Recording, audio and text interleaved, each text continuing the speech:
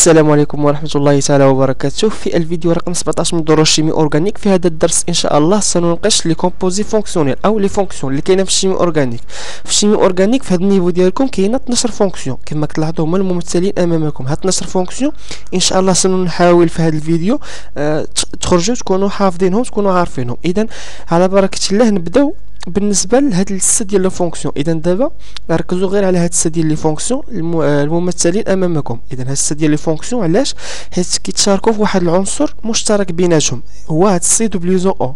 كما كتلاحظوا سي كربون رابطه ثنائيه مع الاكسجين. سي دبليو زو او موجود في هاد الفونكسيون الاولى، موجود في الفونكسيون الثانيه، الفونكسيون الثالثه، الرابعه، الخامسه، السادسه. اذا هنا عندي الست ديال لي فونكسيون كيجمعهم عنصر مشترك هو سي دبليو زو او. هاد سي دبليو زو او كيتسمى كربونيل، جروب كربونيل. اذا نبداو دابا بالنسبه للفونكسيون الاولى. الفونكسيون الاولى كتسمى اسيد كربوكسيليك كما كتلاحظوا سي دبليو زو او او اش. هاد فيما تشوف هاد الفونكسيون هذه كربون سي دبليو زو او او اش اسيد كربوكسيليك. سمي هاد الفونكسيون سميتها اسيد كربوكسيليك او لا اسيد. دوزو دابا الفونكسيون الثانيه. علاش قلنا نركزوا على غير هاد الست ديال لي فونكسيون؟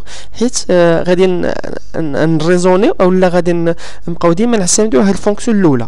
اذا نبقاو نبدلوا فقط هاد الجزء باش نحفظوهم في اسرع وقت. ندوزو دابا الفونكسيون الثانيه. الفونكسيون الثانيه كنبدلوا غير هاد اش كنبدلوه بكربون. كما كتلاحظوا اش كنبدلوه بكربون كتسمى الفونكسيون كتولي سميتها استر. سي دبليو زو او او سي كتسمى استر. هاد السي هادي تقدر تكون سي اش 3 ولا سي 2 اس 5 اولا شحال ما كان عدد ديال الذرات ديال الكربون وهو عدد الموافق لها من ذرات الهيدروجين. دابا ندوزو الفونكسيون الثالثه. الفونكسيون الثالثه كنخلي نفس الفونكسيون الاولى سي دبليو زو او، ولكن كنبدل بلاصه او اش كندير اكس. كما كتلاحظوا سي دبليو زو او اكس. هاد اكس هو هالوجين، وكما كتلاحظوا الهالوجينات كاينه 4، كاينه الكلور ولا البروم ولا اليود ولا الفلور اللي هما موجودين في الطابلو بيريوديك. هاد الفونكسيون هاد سي دبليو زو او اكس كتسمى الوجينور داسيد. الوجينور داسيد يعني اكس الا كانت سي ال الا كانت كلور كتسمى كلورور داسيد، كانت بي ار كتسمى برومور داسيد، كانت اي كتسمى يودور داسيد، اف فلورور داسيد. اذا كيف ما كتلاحظوا حنايا خدمنا دابا هاد ثلاثه ديال لي فونكسيون. ندوزو دابا الفونكسيون رقم 4. الفونكسيون رقم 4 سي دبليو زو او اش. هاد الفونكسيون كتسمى الديهيد. كنبدل غير او اش ب اش كتسمى فونكسيون الديهيد. الفونكسيون رقم 5 كنبدل او اش ب ان ازوت كتسمى فونكسيون اميد. سي دبليو زو او ان كتسمى فونكسيون اميد.